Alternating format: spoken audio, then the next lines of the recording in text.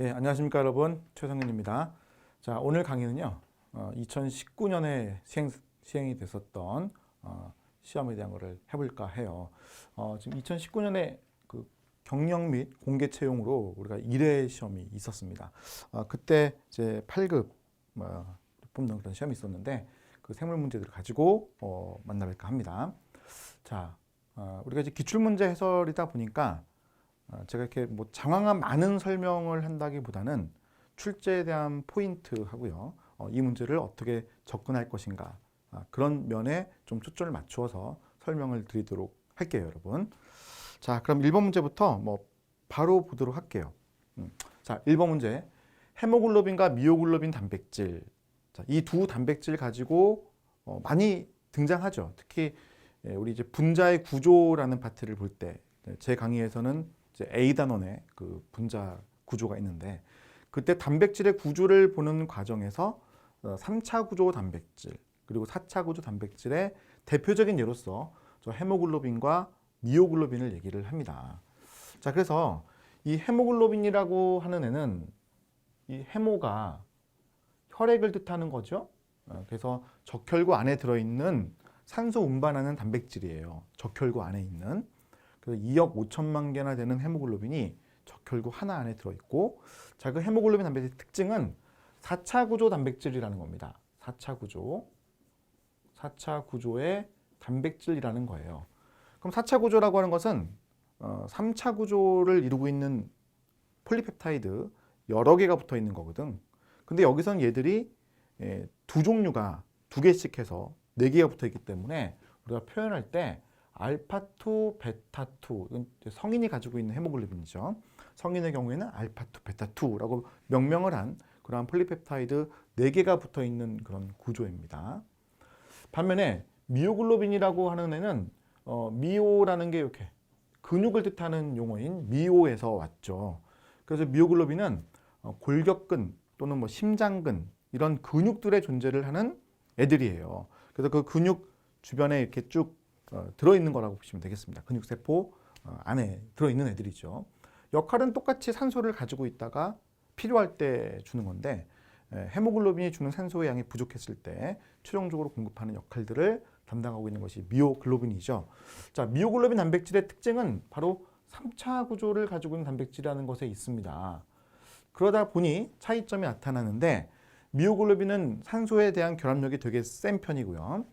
헤모글로빈은 적혈구 안에 23BPG, 자, 여기 한번 적어볼게요. 23 다시 하시고 BPG라는 물질이 들어있는데 이 물질이 적혈구에만 존재하죠. 그래서 저 물질에 의해서 약간 산소에 대한 결합력이 떨어지게끔 만들어져 있어요. 자, 그러다 보니 헤모글로빈 산소를 더 잘 공급해주는, 더 잘 떨어뜨리니까 잘 공급해주는 역할을 하고 미오글로빈이 그에 대한 보충적인 역할을 한다고 보시면 되겠습니다. 자, 그래서 보면요. 헤모글로빈은 적혈구에 있다. 미오글로빈은 근육세포에 있다. 이건 당연히 맞는 지문이 될 거고요. 자, 그 다음 니은번에 산소합에 따른 헤모글로빈의 산소 결합 곡선은 S자형에 가깝다. 왜 이게 S자형에 가깝냐면 23BPG라는 물질이 들어있어서 그런 거예요. 원래는요. 자, 잠깐 제가 그림을 그려보면은 자, 원래는 산소의 분압이라고 하는 X축에 대해서 Y축은 헤모글로빈이라고 하는 애가 산소를 가지고 있는 퍼센트로 표현을 우리가 하지 않습니까? 그래서 헤모글로빈이 몇 mmol Hg에서 산소를 잘 붙이고 있느냐 그 퍼센트를 따지죠. 그러면 100 mmol Hg라는 것이 동맥혈에서의 그 산소 분압이에요. 자, 그러면 거의 산소 분압이 원래는 이런 그래프를 거의 보이는 모습이어야 되는데 23BPG가 있기 때문에 이 모습이 안 나오고 어떤 모습이 나옵니까? 네, 바로 이렇게 S자 쉐입으로 이렇게 꺾어지는 이런 쉐입이 나오는 거예요. 그러니까 산소에 대한 친화도가 조금 떨어져 있지만 충분히 산소를 잘 공급할 수 있는 역할을 할 수 있는 상태가 되죠. 또 4차 구조의 특징인 협동성을 잘 발휘할 수 있는 상태가 만들어지는 겁니다. 자, 그런 모습 때문에 이 S자형 곡선이라는 얘기를 우리가 상당히 중요하게 생각을 한다. 아시겠죠? 자, 그 다음 디귿번. 헤모글로빈과 미오글로빈 모두 다 산소를 붙일 수 있는 보결 분자. 자, 이 보결 분자라는 것은 단백질에 거의 반영구적으로 붙어 있는 비폴리펩타이드성 물질을 우리가 보결 분자라고 하죠. 자, 이게 바로 햄이라는 구조를 가지고 있더라. 그래서 햄이라고 하는 이 구조가 가운데 이 철을 가지고 있지 않습니까? 그래서 이 철에 산소가 붙는 모습이 똑같더라라는 겁니다. 자, 그다음 리을번에 자, 헤모글로빈과 미오글로빈 모두 알파, 베타 두 개씩 4개의 단량체 단백질을 포함하고 있다고 했는데 이건 미오글로빈은 해당되는 사항이 아니에요. 미오글로빈은 폴리펩타이드 하나로만 되어 있는 모습이기 때문에 그게 나올 수가 없다. 자, 그래서 답은 기역과 니은과 디귿이 옳은 지문 3번이 되겠습니다. 자, 다음 2번 문제를 가볼게요. 자, 2번 문제는 개구리의 수정란 해가지고 분할이라는 표현을 썼는데 요즘은 이 분할이라는 표현을 쓸 때도 있어요. 캠벨 교재라는 그 교재에서도 일반 생물학 교재 그 교재에서도 분할이라는 용어를 요즘 쓰고 있거든요. 그런데 보통은 이제 나날이라고 많이 표현하죠. 자, 나날이라고 하는 것은 뭡니까, 여러분? 수정란이 이렇게 하나가 있을 때 얘가 점점 쪼개지잖아요. 그래서 이렇게 세포가 2개가 되죠. 즉 세포의 크기가 반으로 줄어드는 분열. 체세포 분열이지만 세포 크기가 반으로 줄어드는 분열. 이런 게 이제 나날이죠. 한 번 더 분열하면은 이와 같이 세포가 4개가 되죠. 4세포기. 그래서 배아 전체의 크기는 유지가 되지만 점점 줄어드는 그런 분열이 일어나게 하는 것이 바로 분할 또는 나날이라고 부르는 현상입니다. 그럼 이걸 통해 가지고 소위 이제 포배라고 하는 단계에 이르게 되는데 이게 세포가 이제 100여 개 이상 되는 그런 단계가 이제 포배거든요. 거기서부터 이제 계속 더 분열을 해 나갑니다만 이때까지는 이제 거의 나날 중심으로 가는 거고요. 그 이후에는 체세포 분열을 쭉 하게 되어 있는 것이다. 알겠죠? 자, 그래서 보면 1번 분할은 발생의 초기 단계에서 다세포를 만들어내는 빠른 세포 분열을 한다. 그렇지? 맞아요.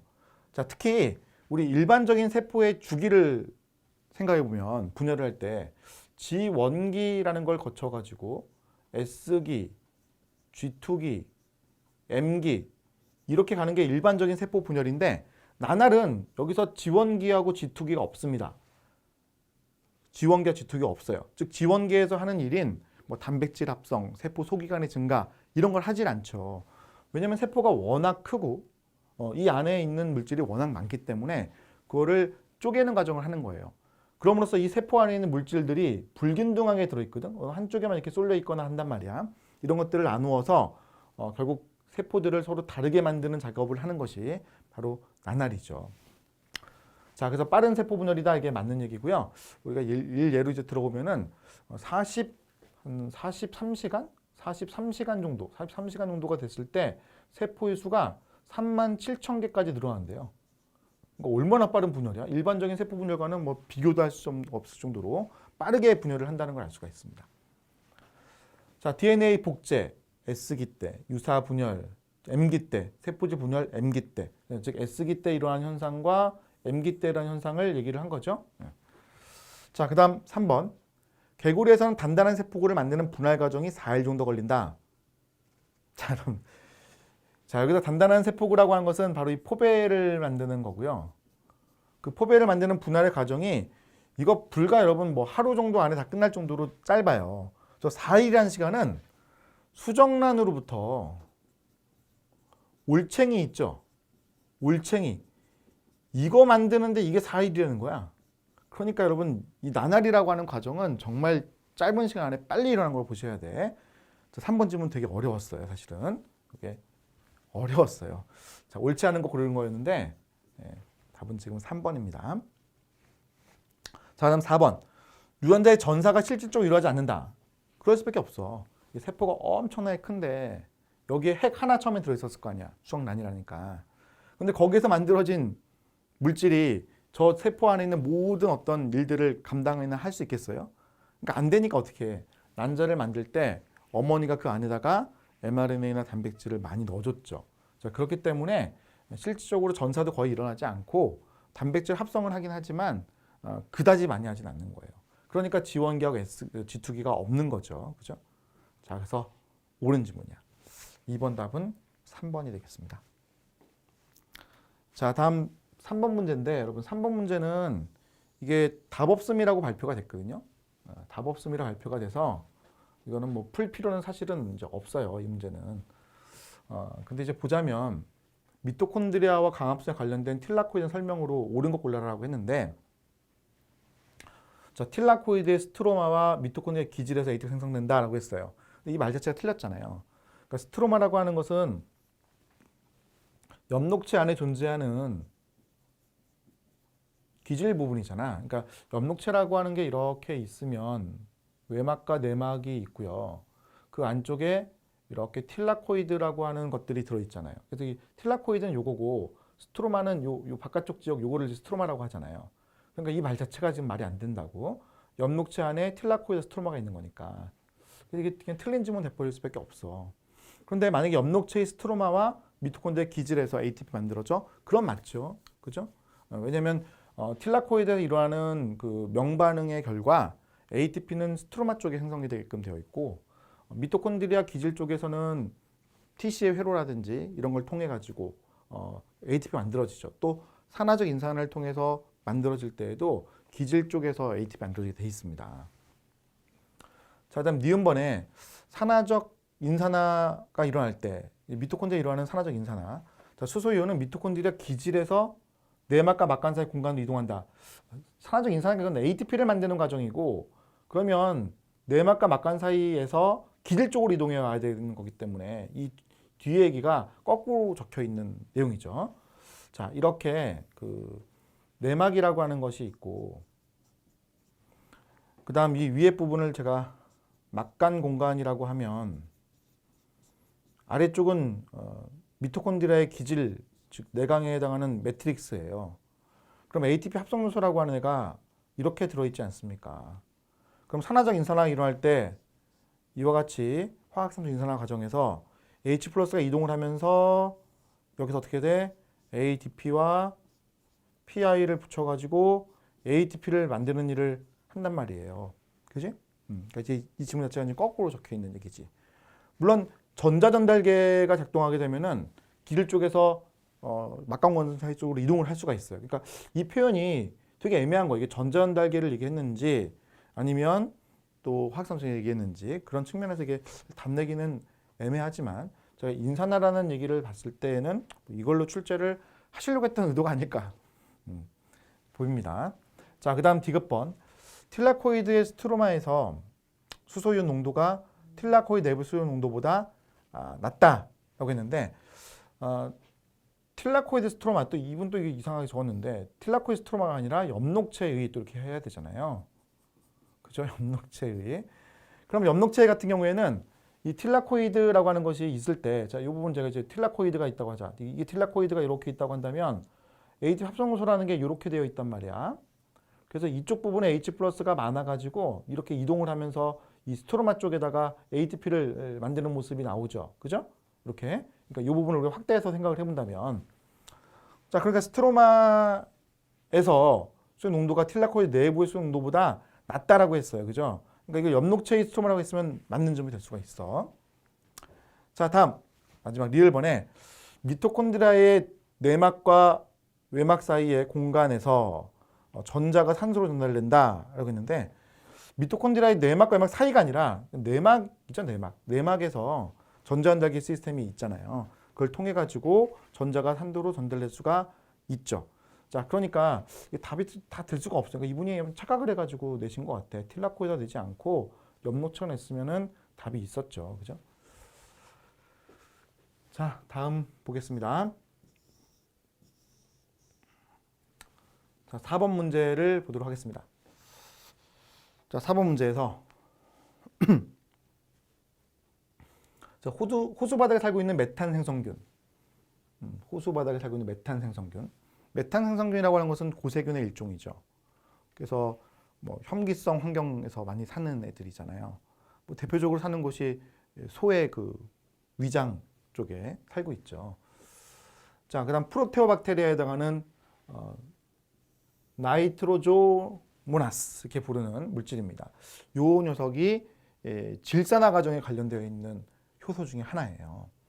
그다음 광합성을 하는 시아노박테리아, 광합성 세균이죠. 그래서 이 제일 위에 있는 것은 고세균이고 밑에 있는 두 개는 진정세균이야. 얘들은 이제 고세균이고 이거는 이제 진정세균이죠. 진정세균이죠. 자, 위에는 니조로조모나스 이렇게 얘기를 하는 니트로조모나스라고 얘기하는 애는 질산화 과정, 즉 질소 고정 과정에 관련되어 있는 애고 시아노박테리아는 광합성하는 대표적인 애들이고. 자, 봅시다. 메탄 생성균과 니트로조모나스는 진핵생물과 유사한 RNA 연기소를 갖는다.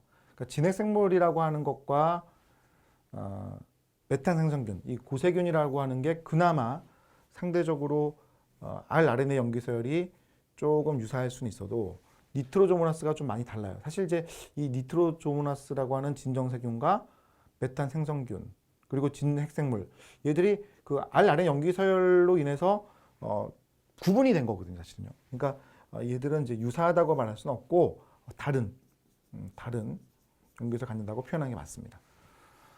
자, 다음 메탄 생성균, 이 고세균이에요. 시아노박테리아, 이건 진정세균이고.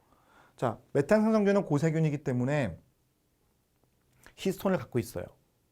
또 DNA에 인트론도 갖고 있습니다. 근데 시아노박테리아는 진정세균이기 때문에 히스톤도 없고 또 인트론도 없죠. 자, 니트로조모나스하고 시아노박테리아가 한 종류의 RNA 중합효소를 가진다. 자, 얘네 둘 다 진정세균이야. 진정세균. 진정세균이라고 하는 애들은 모두 다 한 종류의 RNA 중합효소를 갖고 있는 특징이야. 이거 뭐 암기를 해야죠, 어쩔 수 없이. 반면에 진핵생물 같은 경우에는 세 종류의 RNA 중합효소를 갖고 있어요. 세 종류. 그리고 고세균에 대해서는 약간 논란이 있어. 논란이. 그래서 캠벨 교재에서는 이제 세 종류 있다고 말을 하고 있고, 다른 많은 교재들에서는 한 종류다. 그 이제 세 종류인 줄 알았지만 사실은 그게 합쳐져 있는 거다라고 한 종류로 보고 있어요. 그래서 출제를 이제 내면 안 되는데 그게 나오게 되면은 고차원적인 시험들 있잖아요. 뭐 우리나라에서 보는 의대 가는 시험들, 막 거기서는 세 종류라고 한 종류라고 얘기를 해요. 그리고 이제 뭐 이런 이제 공무원 시험이라든지 편입 시험이라든지 이런 데에서는 세 종류라고 아직도 내고 있어요. 캠벨 교재 기준으로 내다 보니까. 자, 어쨌든 여기 이제 니트로조모나스와 시아노박테리아랑 비교를 했으니까 이건 진정세균의 것이라서 한 종류 RNA 중합을 갖고 있다는 것은 이거는 뭐 확실하다. 자, 다음 메탄 생성균과 니트로조모나스 시아노박테리아는 모두 펩타이드 글리칸을 가지고 있다. 자, 이 펩타이드 글리칸이라고 하는 것으로 세포벽을 만들잖아요. 그죠? 이걸로 세포벽을 만드는데 펩티도 글리칸으로 세포벽을 만드는 애는 이거는 진정세균밖에 없죠. 진정세균류들밖에 없습니다. 그래서 메탄 생성균 이건 될 수가 없어요. 그리고 시아노박테리아도 이게 녹조류의 조상, 식물의 조상이거든요. 그래서 얘들은 세포벽이 셀룰로스 성분이 있다고 보셔야 돼. 셀룰로스 성분이 있다고 보셔야 돼. 자, 그래서 답은 3번이라고 보시면 되겠습니다.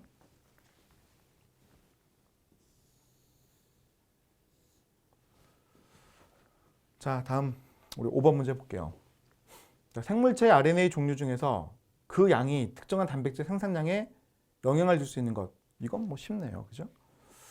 자, mRNA는 많으면 많을수록 단백질을 많이 만들게 할 수 있죠. mRNA를 이용해서 리보솜이 단백질을 만드니까. 그런데 rRNA가 많다고 해서 단백질이 확 많아지는 건 아니거든요. 그러니까 리보솜은 많아질 수 있어도 단백질이 크게 늘어난다고 보기는 어렵죠. 물론 이제 조금 늘어날 수 있을지 모르겠어. 응?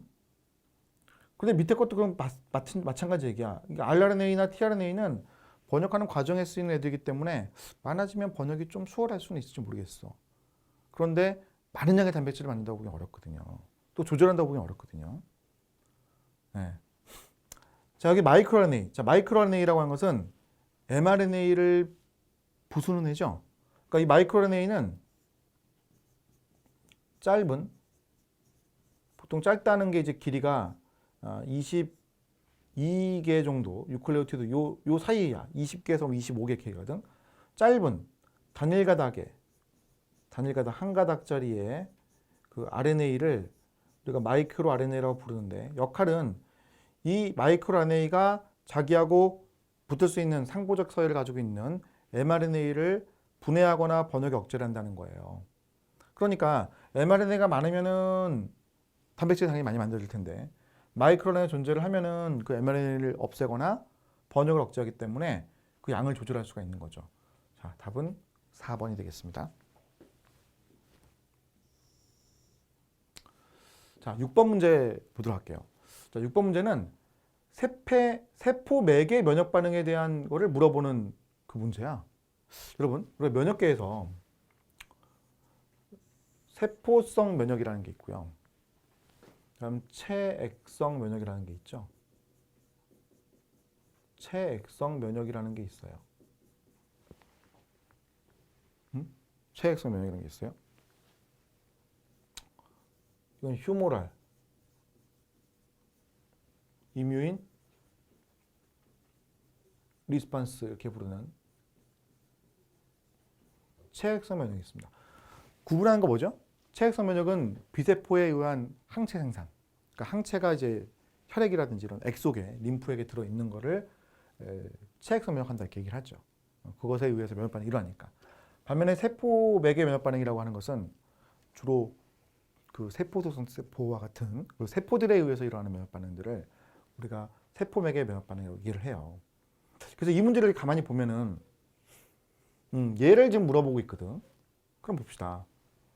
항원 제이세포가 있다. 이 항원 제이세포 이제 뭐 엔티젠 프리젠팅 셀이라고 그래가지고 대표적인 애가 이제 뭐 비세포도 있고 대직세포라는 애들도 있고 또 수지상세포라는 애들도 있잖아요. 이 세 개를 우리가 항원 제이세포라고 하는데 역할들은 전부 다 이제 항원들을 먹은 다음에 얘들을 부숴가지고 MHC 에다가 제시를 이렇게 하죠. 그 E형 MHC에 의해다가 제시를 합니다. 그러면 도움세포가 이제 인지를 해요. 인지를 해서 자기 단백질인지 외래항원인지를 구분해가지고 면역 반응을 촉발시키는 일을 할 수가 있는 거죠.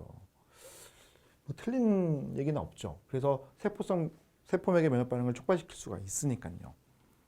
자, 그리고 이제 니은번에 보면은 보조 T림프가 인터리킨 2를 분비하여 B 림프를 활성화시킨다. 이거는 체액성 면역에 대한 얘기예요. 이거는 체액성 면역에 대한 얘기야. 그래서 이 문제를 보고 인터리킨 T가 틀렸나? 이거를 볼 필요는 없어. 왜냐면 인터리킨 2는 사실 여러 가지 일들을 되게 많이 하고요. 인터리킨 2에 의해서 B림프가 약간 초기에 활성화되는 일도 일어나요. 그리고 인터리킨 4번이 더 중요한다. 이 B세포에 대해서는. 그래서 4번에 의해서 활성화되는데 그걸 낸 게 아니고 이건 체액성 면역이라는 거를 물어본 거거든요. 그래서 이게 틀린 말은 아니지만 체액성 면역이기 때문에 세포성 면역에 대한 반응으로 얘기는 좀 하기 어렵다. 자, 그 다음 보조 T램프구는 인터루킨 2를 분비해서 세포 T램프를 활성화시킨다. 인터루킨 2는 세포 T램프를 활성화시킨다고 알려져 있어요. 자, 그리고 세포 T세포가 세포 매개 면역 반응 하는 애예요. 자, 그 다음 자, 리을번에 항원 제이세포 주로 이제 대지세포입니다. 이거 대지세포. 대지세포라고 하는 애들이 인터루킨 1을 분비합니다. 이거를 인터루킨 1을. 그럼 이걸 분비해서 상대방 도움 T세포를 활성화시켜요. 그럼 도움 세포가 다시 대지세포를 활성화시키는 기작을 할 수가 있거든요. 자, 그래서 이 문제는 세포성 면역을 그냥 구분하는 그런 문제예요. 좀 어려운 것 같이 보이지만 사실은 답 내기는 크게 어렵지 않은 그런 문제입니다. 자, 기역과 디귿과 리을이니까 답이 3번이 되겠습니다.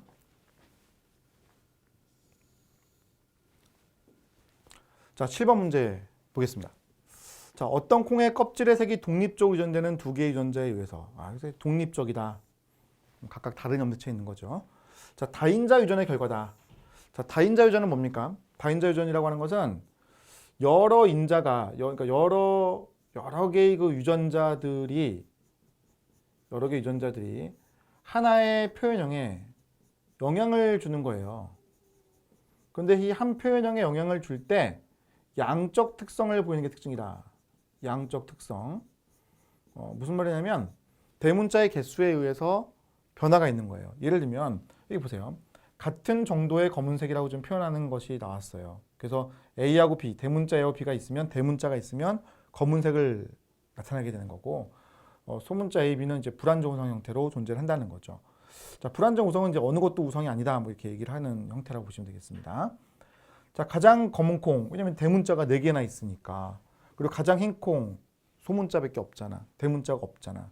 이걸 교배를 하고 F1을 얻었다고 돼 있죠. F1은 그렇다면 F1이라고 하는 것은 이런 유전자형을 가지고 있다고 얘기를 할 거예요. 그죠? 자, 근데 이런 애들이 동일한 색의 콩을 F1의 색깔과 동일한 색의 콩을 F1끼리 교배했을 때 다시 얻을 수 있는 확률 이렇게 물어봤거든요. 그러니까 결국 대문자의 개수가 2개인 애를 찾아달라 이거야. 자, 이건 제가 조금 필기를 해볼게요. 자, 문제에서 이런 애를 지금 얻었잖아요. F1으로. F1 얻었죠. 자, 그랬을 때 교배를 한다 이거야. 다시 이렇게. 그럼 그 나온 애들 중에서 대문자 개수가 대문자의 그 수가 2개인 애들의 수를 찾아봐라 이 얘기야. 그럼 같은 색깔 정도 나올 테니까. 그러면 양성합종 교배 실험 나오면은 가장 확실한 거는 이렇게 퍼넷 사각형을 그리세요. 퍼넷 사각형을. 자, 독립적으로 유전한다고 문제 조건이 있었기 때문에 자, 이렇게 애들이 만들어질 거야. 그지? 생세포. 각각 비율은 4분의 1씩이죠? 4분의 1씩. 자, 이제 생략할 겁니다. 이건요. 4분의 1씩이다라는 것을 아시면 될 거예요. 자, 이쪽도 마찬가지. 자가 교배하는 거기 때문에 똑같이 적으시면 되고 역시 여기도 4분의 1씩이 나오겠죠? 그럼 여기 16칸은 16칸은 채워질 텐데 전부 다 16분의 1의 확률로 나오겠죠. 4 곱하기 4니까 16분의 1씩으로 다 채워지는 애들일 거야. 개수 세기가 쉬워요. 그죠? 독립적이기 때문에. 그럼 대문자 개수가 2개라고 했으니까 여러분 보세요. 대문자 2개 있잖아. 여기는 2개 있으면 여기 4개가 된다고. 여기는 3개, 3개, 그럼 여기죠, 여기. 여기에 대문자 개수가 2개짜리 애가 있잖아. 얘는 3개, 여기 2개짜리 있고, 여기 2개짜리 있죠? 여기는 1개 있잖아. 안 되지. 자, 얘는 대문자 개수 하나지. 만나면 3개가 되고, 여기 2개가 되고, 여기 2개가 되고, 여기는 안 되고. 자, 얘는 이쪽에 대문자 개수 2개니까 여기 2개가 되지. 여기는 1개고, 1개고 없으니까 안 되지. 자, 그렇다면 총 16개 중에서 이거 세면 되는 거니까 6이잖아. 16분의 6의 확률이라고 보시면 되겠습니다. 자, 그래서 이 문제에서 답이 나왔네요. 그죠? 16분의 6. 답은 4번이 되는 겁니다. 자, 이제 다음 문제로 가볼게요.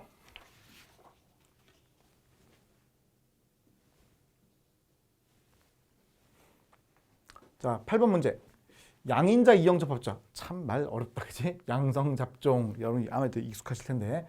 양성잡종에 대한 설명으로 옳지 않은 거 골라라고 했어요. 그럼 양성잡종이라면 아까 보셨던 이와 같은 애가 양성잡종이라고 보시면 되겠습니다.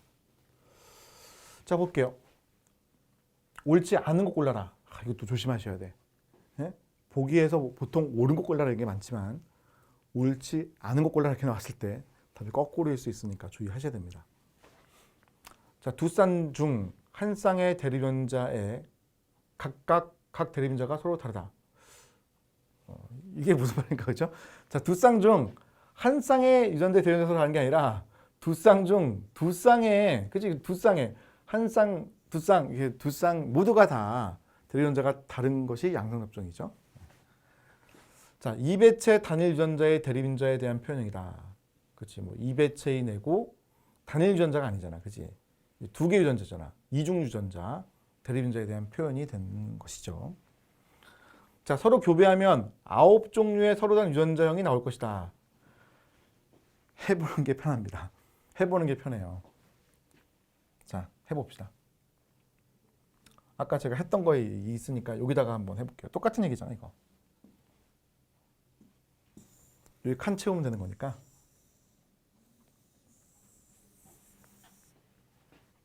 자, 문제에서 뭘 찾으라고 했어요? 몇 종류의 유전자형이 나오느냐. 유전자형의 종류를 좀 찾으라고 했죠. 유전자형의 종류를 찾으라고 했어요. 이게 패턴이 나올 거예요. 보시면. 자, 유전자형 적어보겠습니다. 자, 이렇게 되죠. 이렇게 되고. 제가 좀 집중해서 한번 적어볼게요, 여러분. 이거 적다 보면은 막 헷갈릴 때가 있어. 이거 문자가 비슷비슷하게 나오잖아. 헷갈릴 때가 있습니다.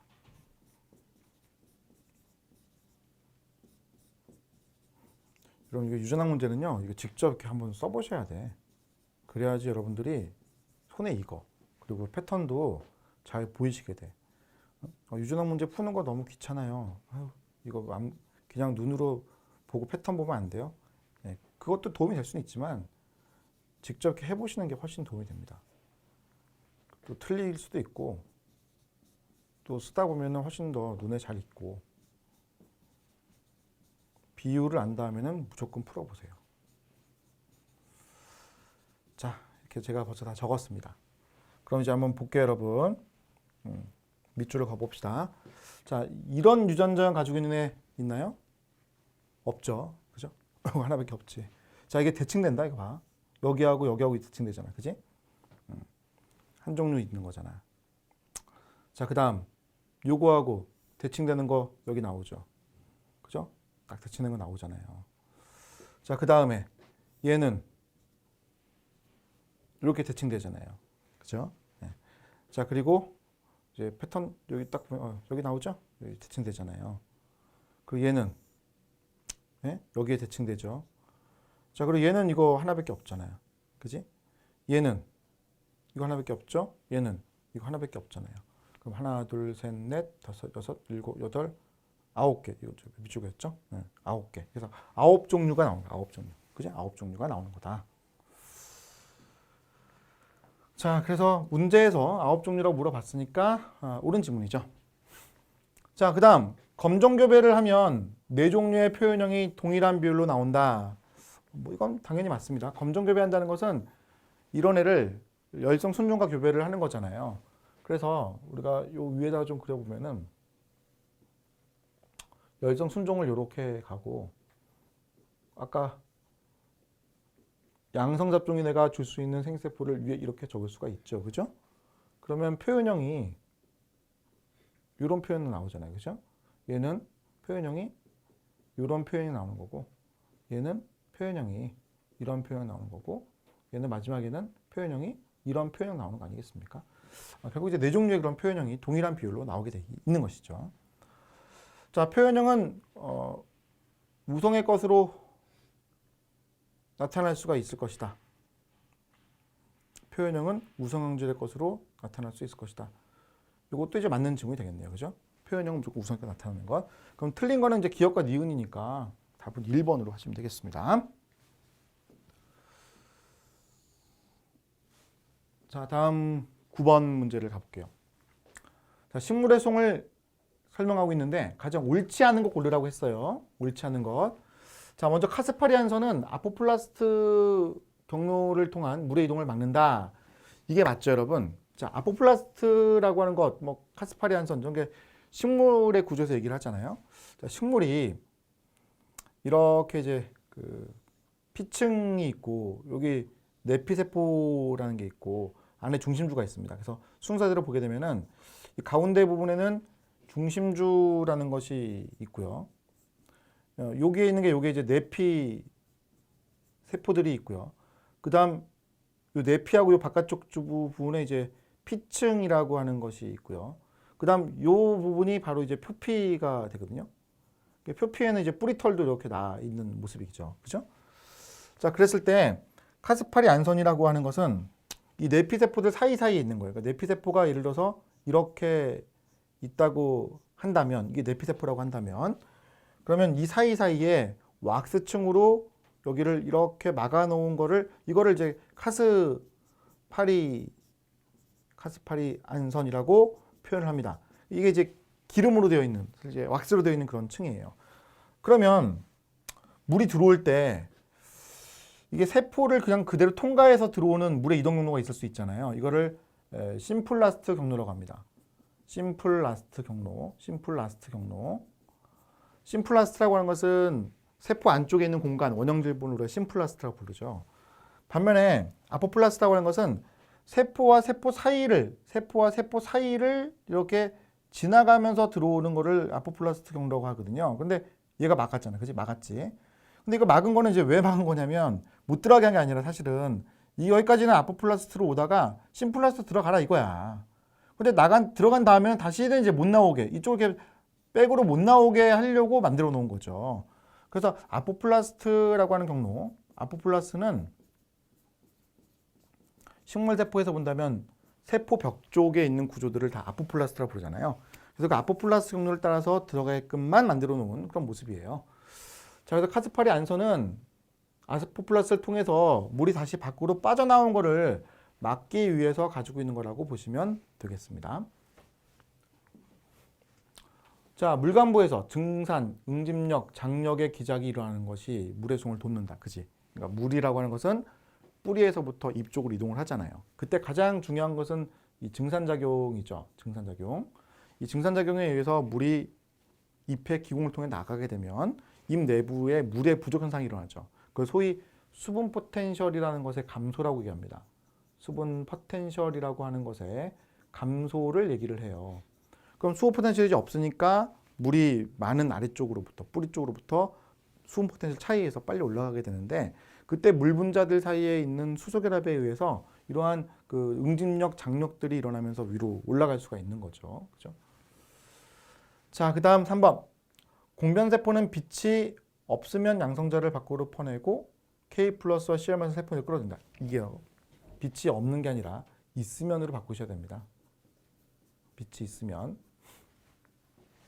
자, 공변세포라고 하는 것은 이렇게 생기지 않았습니까? 이건 제가 이제 기공 아예 그려놨는데, 그럼 빛이 비치게 되면은 이 공변세포라고 하는 것이 빛이 비쳤다, 청색광 비쳤다는 걸 인지를 하게 돼 있어요.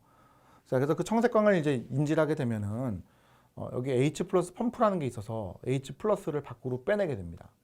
그럼 H 플러스 밖으로 나갔으니까 상대적으로 K 플러스라는 이온은 안으로 들어올 수가 있는 거고, 그때 Cl 마이너스 이온도 따라서 같이 들어오게 되어 있거든요.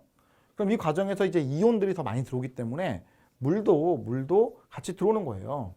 그러니까 결국 공변세포라고 하는 애가 이제 부풀죠. 그래서 공변세포라는 애가 이쪽은 되게 두껍고 이쪽은 얇아서 이쪽은 좀 더디게 늘어지는데 이쪽은 빠르게 늘어나니까 확 휠 수가 있는 거야. 그래서 어떻게 돼? 기공이라고 하는 이 통로를 만들어 가지고 공기를, 즉 이산화탄소를 받아들여서 광합성에 쓸 수가 있는 거죠.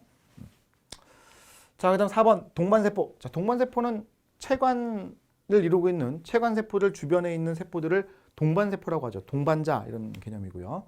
그 체관이라고 하는 것에 있는 체관세포들은 뭐 핵이라든지 이런 세포 소기관이 거의 없어졌어. 다 사라졌다고 보시면 돼요.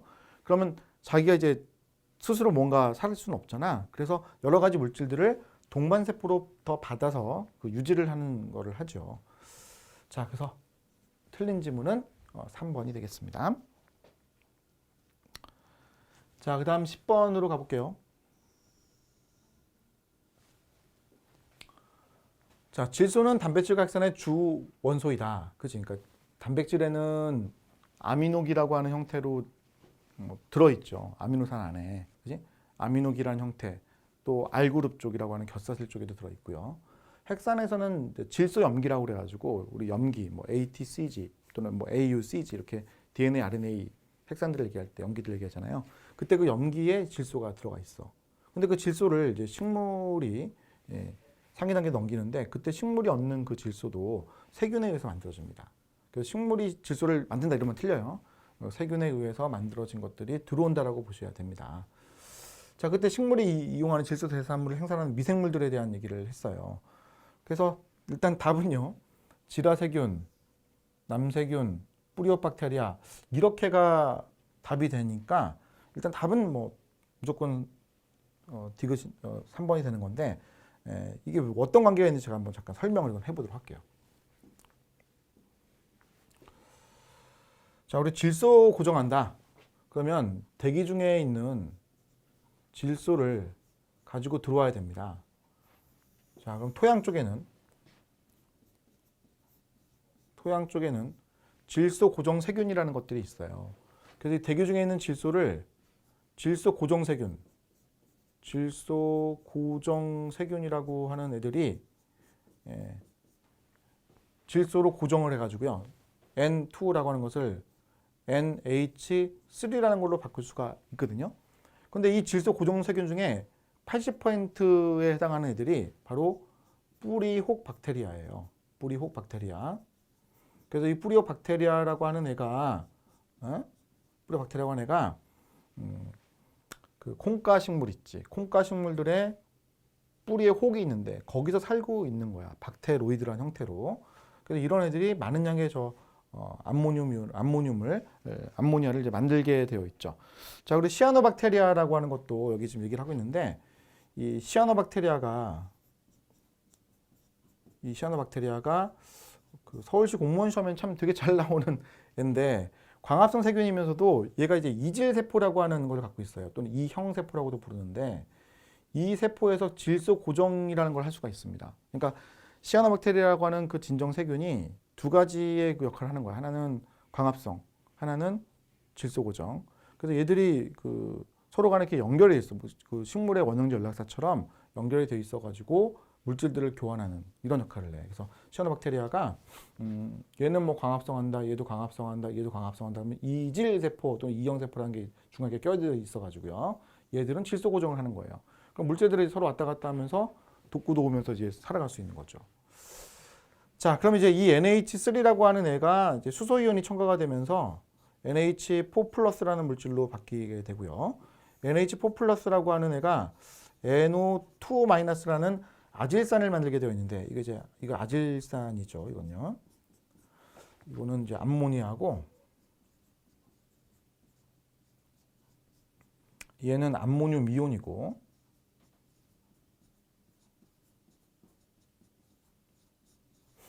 그럼 이걸 이제 변화시키는 애가 질화세균들이에요. 질화세균. 근데 질화세균 중에서 얘가 아질산균이죠.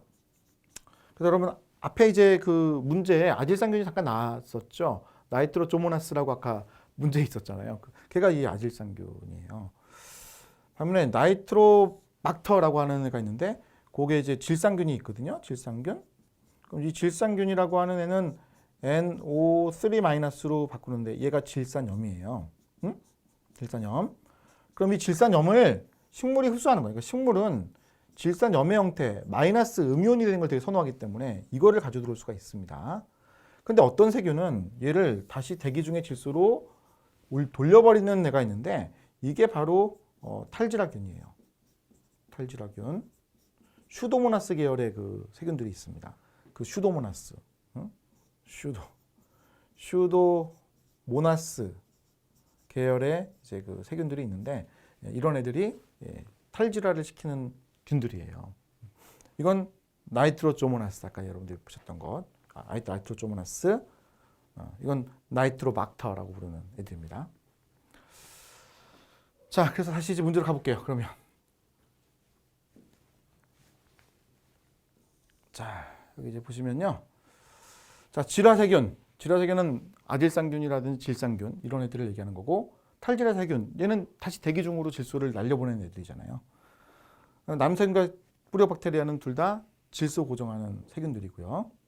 자, 그래서 질소 고정을 하는데 관련 있는 거라고 했습니다. 생산하는 거를 물어봤기 때문에 기업과 디귿과 리을이 답이 되겠습니다. 자, 이제 여러분 11번 문제를 보도록 할게요, 여러분. 자, 4명의 학생이 동일한 식물을 관찰하고 있다. 어떤 한 식물을 보고 있다 이겁니다. 결국 이 문제는 외떡잎 식물이냐 쌍떡잎 식물이냐를 구분하는 문제예요. 자, 왜냐면 자, 어떤 한 식물을 보고 있는데 얘가 인맥이 서로 평행하다는 걸 봤거든요. 그럼 이건 평행맥이니까 외떡잎 식물의 특징이잖아요. 자, 원형 배열의 관다발을 보이고 있다. 그러니까 그 줄기를 잘랐을 때 관다발의 그 형태가 원형 형태로 되어 있다는 거죠. 그것은 산재적 관다발에 이제 대비되는 얘기잖아. 쌍떡잎 식물의 얘기고요. 자, 꽃잎의 개수가 5개다. 자, 외떡잎 식물은 꽃잎의 개수가 3의 배수. 그리고 쌍떡잎 식물은 꽃잎의 개수가 4나 5의 배수예요. 이거 그럼 쌍떡잎 식물 관찰을 하고 있다는 거죠. 자, 원뿌리. 자, 원뿌리 또는 뭐 주근개 해가지고 큰 뿌리가 있는 거죠. 근데 쌍떡잎 식물은 이런 게 있지만 외떡잎 식물은 이제 원뿌리가 자라다가 죽어버려요. 그러니까 수염뿌리라는 형태로 흩뿌러지게 나타나게 돼 있죠. 그러니까 얘는 지금 한 식물을 본 게 아니잖아. 자, 인맥이 갈라진다. 이건 이제 그물맥을 사실 얘기를 하고 있는 거고 쌍떡잎 식물에 대한 얘기를 하고 있어요. 근데 산자간다발이니까 이거 왼떡잎 식물이고, 꽃잎이 5의 배수니까 쌍떡잎 식물이고, 수염발이니까 왼떡잎 식물이죠. 왔다 갔다 했네. 자, 그다음 3번. 잎맥이 서로 평행하다.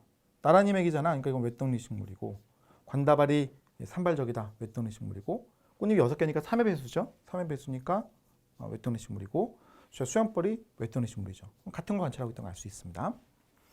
자, 그 다음 4번. 잎맥이 갈라진다. 쌍떡잎 식물이고, 원형 배열의 관다발, 그럼 또 쌍떡잎 식물이고, 꽃잎이 6개, 그럼 3의 배수니까 왼떡잎 식물이고, 원뿌리는 쌍떡잎 식물의 특징이잖아요. 일치하지 않죠, 그죠? 답은 3번일 수밖에 없다. 자, 다음 가볼게요. 자, 12번 문제를 보도록 하겠습니다. 자, 유런에서 일어나는 그 휴지전이하고 활동전이에 대한 설명을 그림으로 좀 표현했어요. 그래서 가는 휴지막전이, 나는 이제 탈분국, 그 상승하는 시기를 이렇게 표현한 겁니다. 그다음 다는 떨어지는 시기고, 라는 이렇게 과분되는 시기를 표현한 거죠. 자, 그러면 볼게요. 옳은 것을 고르라고 했네요. 그죠? 옳은 것. 그럼 봅시다.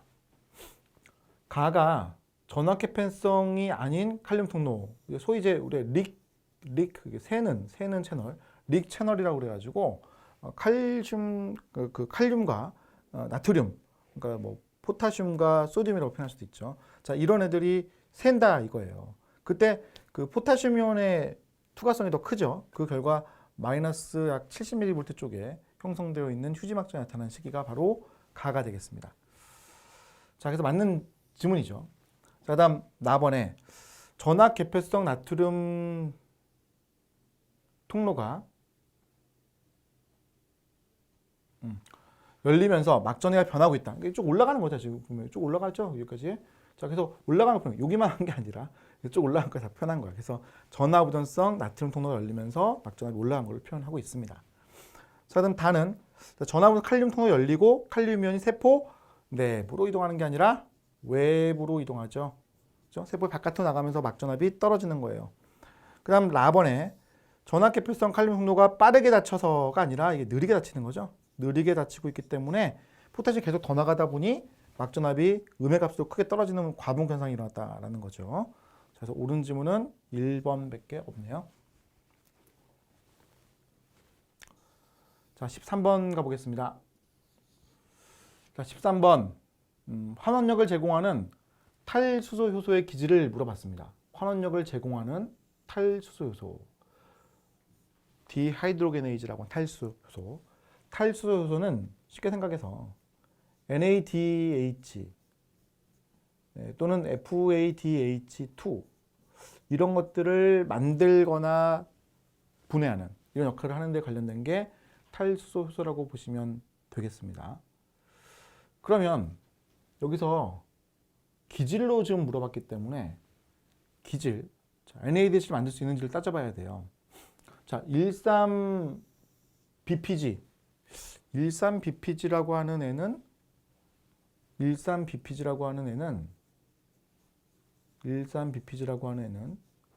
요게 이제 3PGA가 되면서 ADP가 만들어져요. 네, 그러니까 이 NADH, FADH2가 만들어지는 게 아니에요. 자, 아이소시트르산. 자, 아이소시트르산이라고 하는 애는 요게 알파 케토글루탈산이 되면서 요게 NADH가 만들어져요. 그럼 이건 뒤에 거는 맞죠. 그죠? 자, 그 다음 2번. 그러니까 이게 외우고 있어야 돼. 해당 과정과 TCA로 이건 어쨌든 외우게 되잖아요. 그러니까 그걸 외우고 있어야지 이거 답을 낼 수 있어요. 자, 3PGA. 자, 3PGA라고 하는 것은 해당 과정에서 얘가 2PGA가 될 뿐 뭐 ATP나 NADH 만드는 게 아니에요. 자, 알파케토글루탈산이라고 하는 것은 숙신일 코A가 되면서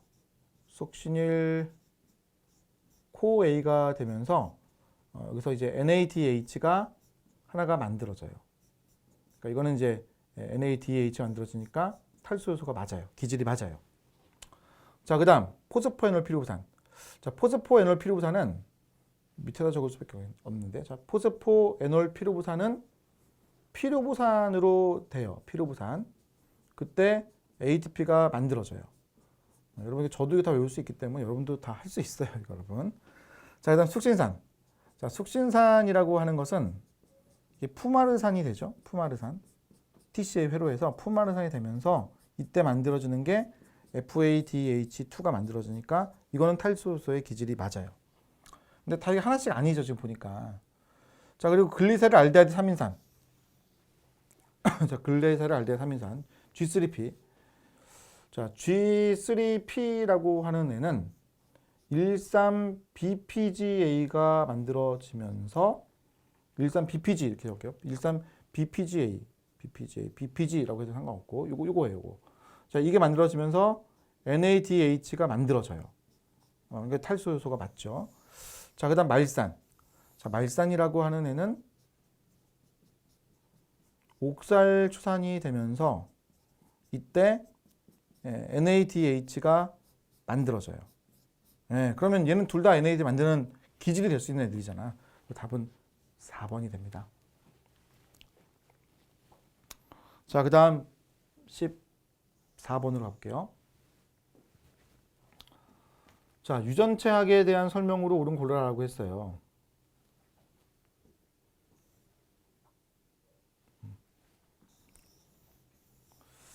자, 이 14번 문제가 옳지 않은 것 고르라고 그랬는데, 참 이게 외우고 있습니까? 이게 사실. 효모는 염기설이 완전히 결정된 최초 진생생물이다. 이게 맞긴 맞는데 이거 외우고 있나요? 염기설이 완전히 결정된 최초의 다세포 생물은 꼬마선충, C엘레강스다. 맞는데 이거 외우고 있나요? 1번과 2번은 뭐 외우고 있다면 다행이고 이거 어떻게 다 외우지 못하니까 모르면 이제 세모하고 넘어가시는 거야. 3번에 명확하게 나왔어요. 유전체의 크기, 저기 이제 전체 그 유클레오티드의 숫자죠. 그게 어떤 생물의 크기라든지 복잡성, 외형 등과 연관성이 있습니까? 이게 없잖아요. 그죠? 연관성이 없죠. 이건 뭐 강의할 때도 되게 많이 말씀드리는 것들이야, 이거는. 예를 들면은 백합과 같은 속지식물 있잖아요. 걔들은 우리 사람보다 훨씬 더 DNA 크기, 즉 유클레오티드 숫자가 많아요. 우리 사람은 아버지, 어머니한테 내가 받은 게 합쳐가지고 불과 한 60억 개가 안 되거든. 그런데 속지식물 꽃을 피우는 애들 있잖아. 걔들은 수백억 개가 된다는 거예요. 또 양서류들 있죠. 양서류들도 뭐 개구리 이런 애들, 그런 애들도 우리보다 훨씬 더 많아요. 뭐 100억 개가 된단 말이에요. 자, 그러니까 결국 유전체 크기라고 하는 것이 어떤 생물의 개체의 크기를 이렇게 대변하는 것도 아니고 복잡성을 대변하는 것도 아니고 외형과 연관 있는 것도 아닙니다.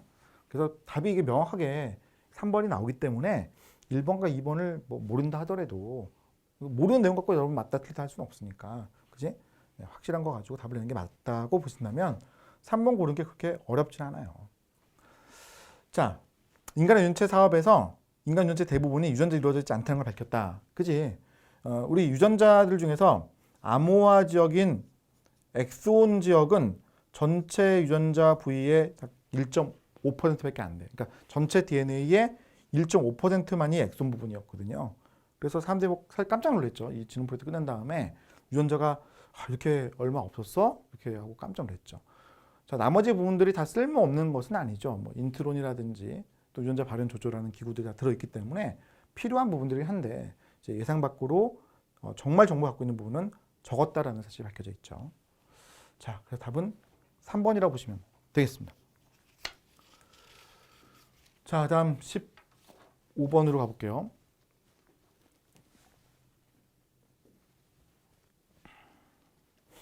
자, 사람의 수정란에서 46겸대체가 있다. 이거 한 개가 줄었죠? EN-1인 사람이죠. 이런 분들을 일염색체성이라고 합니다. 일염색체성. 그럼 왜 이런 일이 빚어졌는가? 원래 부모로부터 23개씩 받아야 되는데 한쪽 부모는 이제 22개를 준 거예요. 이렇게 된 거지, 이렇게. 그지? 이쪽에 이제 덜 온 거야. 그럼 이제 이런 일이 왜 덜 왔느냐? 감수분열 할 때, 정전환자 만들 때 비분리 현상이 일어났죠. 비분리 현상. 그 비분리 현상에 의해서 염색체가 나누어져야 되는데 이게 제대로 되지 않은 상황이에요. 그죠? 자, 그래서 이제 보면은 가장 옳은 것 찾으라고 했는데 뭐 답이 1번에 떡하니 나왔네요. 그죠? 정자 또는 난자의 감수 분열이 일어날 때 후기에서 오류가 발생한 결과 이게 나눠지는 게 제대로 안 된 거야. 자, 1번 옳은 지문이고, 그다음 2번 감수물 전개 키아스마 생기지 않았다. 이 전개에 발생하는 키아스마 구조는 교차에 대한 현상인 거라서, 유전자를 섞는 현상인 거라서 이 염색체를 나누는 것과는 관련성이 없어요. 자, 그다음 제2관 중기에 염색체 정렬이 일어나지 않았다. 정렬이 일어나지 않았다면은 이제 염색체 숫자가 완전 개판됐을 거예요. 그나마 이건 정렬을 했는데, 예? 염색체를 이렇게 정렬을 했죠. 이렇게 정렬을 했어요. 정렬을 했는데 방추다가 와가지고 얘들의 이렇게 붙는 과정에서 이건 하나가 이제 안 오는 거지. 다른 건 다 제대로 붙었는데 이 하나가 이제 안 붙은 거야. 그러니까 얘는 나눴지만 한쪽은 이제 못 나눠가지고 이쪽 세포가 염색체를 하나를 덜 가져가게 되는 꼴이 생긴 거죠. 그래서 22개를 줬다고 보시면 되겠습니다. 자, 다음 4번.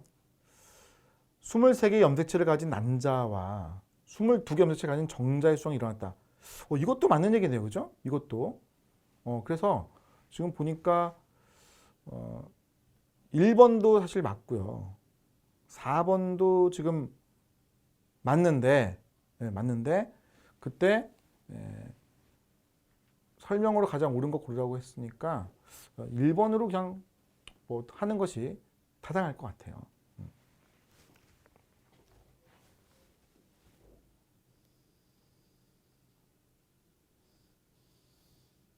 조금 더 부연 설명드리자면 이게 답이 이제 실제로 이제 1번이 나왔는데, 왜냐면 이게 23개 염색체 가진 난자, 이게 정자일 수도 있잖아요.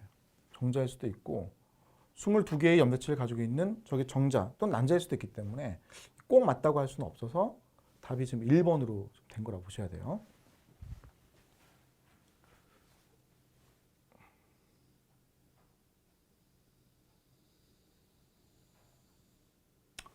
자, 다음 16번 보겠습니다. 자, 반사중추인데 소화 운동 조절한다, 호흡, 순환 등을 조절한다. 이거 누구예요? 연수죠, 연수. 연수 아닙니까, 연수. 자, 그럼 먼저 A는요. A는 간내 지역에 있는 시상을 표현한 거죠.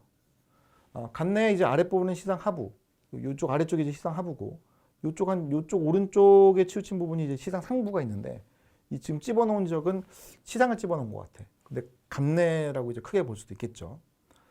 자, 그 다음 여기 B하고 C가 있는데 B는 이건 중내로 보여요. 중내. 자, 여기 튀어나와 있는 부분 보이죠? 여기 튀어나와 있는 부분, 이렇게 튀어나온 거. 이 튀어나온 부분이 뇌교 부분이거든. 그래서 이 뇌교라는 것 위쪽에 있으니까 그걸 이제 중내, 아래쪽에 있으면 C가 이제 연수거든. 그래서 얘네 세 개를 묶어서 우리가 뇌줄기라고 하죠. 뇌줄기. 자, D는 손해가 되고요. 자, 그래서 답은 C니까 3번이 되겠습니다.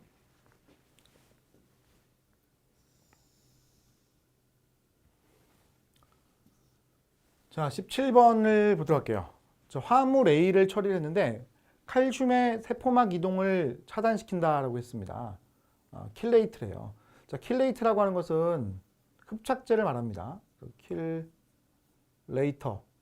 킬레이터라고 해가지고 이게 흡착제예요. 칼슘을 이렇게 딱 붙잡고 못 들어가게 한다는 거야. 그럼 볼게요, 여러분. 자, 이렇게 전이유런이 있고요. 이쪽에 이제 후이유런이 있는 제가 시냅스 공간을 그림으로 표현한 거예요. 액션 포텐셜이 시냅스 전이유런을 통해서 전달되어 오면 이 시냅스 전이유런의 끝에 부분에 전압 무전성 칼슘 채널이 있기 때문에 칼슘 이온이 이렇게 안으로 들어가게 되면 그러면 신경 전달 물질이라는 것들이 뉴로트랜스미터가 분비가 됩니다. 그럼 이 뉴로트랜스미터가 그 후이런에 있는 수용체 리셉터에 영향을 주면서 다시 이제 뒤쪽에 반응을 일으키게 돼 있죠. 그렇죠? 자, 그런데 여기서 화합물질 A가 투여가 되었을 때 얘가 세포막의 이동을 차단시킨다고 했는데 그게 킬레이터라고 했으니까 여기에 이렇게 딱 붙는다 이거예요. 킬레이터라는 게 이게 딱 붙었다 이거예요. 그럼 붙으니까 이게 못 들어가잖아. 못 들어가니까 유로트랜스미터 분비가 되지 않아. 신경도 분비가 되지 않으면서 전달이 그치는 현상이 발생한 겁니다. 자, 그러면 여기서 어느 게 가장 타당할까요? 자, 가장 옳은 거 고르라고 했는데 방출 증가 틀렸죠? 방출 감소해야 되는데 감소, 이게 맞네요, 그지? 이게 맞고 그 다음 신경 넘어지는 방출되나? 안 되죠. 결국 방출됐다면 결합할 수 있었겠죠. 자, 시냅스 후 유런의 리간드 분석 개폐의 이온 채널을 열었다. 어떻게 엽니까? 이게 나오지 않는데. 그러니까 유로트랜스미터가 나와야, 즉 신경들이 나와야 뒤에는 리셉터가 보통은 채널이잖아요. 그래서 이 채널이 열림으로써 반응을 하겠죠. 그러니까 이게 될 수가 없잖아. 답은 2번이 될 수밖에 없다. 자, 다음 18번으로 가볼게요. 자, 18번에 남모양 적혈구 빈혈이라는 게 베타 헤모글로빈 구성하는 유전자에 문제가 생겼다는 겁니다. 즉 헤모글로빈 그 유전자들 중에 베타라는 걸 만드는 쥔이 있어요. 얘에 여섯 번째 그 코돈에 변이가 생긴 거죠. 그래서 그런 변이가 어떻게 생겼습니까? 변이가 생겼는데 그 변이가 어떤 변이냐면 글루탐산이라고 하는 아미노산이 발린이라는 아미노산으로 바뀌는 경우가 생긴 거예요. 자, 글루탐산은 이제 음전하를 띠고 있는 산성 아미노산이었는데 그 발린이라고 하는 것은 이제 소수성, 물을 싫어하는 소수성 아미노산이 되어 버린 거거든요. 그러니까 이런 애들이 되니까 막 소수성 애들끼리 서로 뭉치려고 할 거 아니에요. 그래서 결국 이런 애들이 단백질의 그 내부 쪽으로 막 들어가서 엉키는 일이 발생한 거죠. 원래는 알파, 베타 이렇게 이루어져 있는 헤모글로빈이 이렇게 따로따로 이렇게 떨어져서 존재를 해야 돼. 이렇게 헤모글로빈이라는 게 알파2, 베타2라고 하는 애들이 적혈과 이렇게 따로따로 떨어져 존재해야 되는데 이게 발린으로 바뀌다 보니까 자기들끼리 막 붙을 수가 있잖아요. 그래서 이렇게 있을 때 이렇게 베타들이 바깥쪽에 있다면 베타끼리 이렇게 붙는 거예요. 앞으로 이렇게 붙어요. 또 옆으로 또 베타가 또 붙을 수가 있겠지. 이렇게.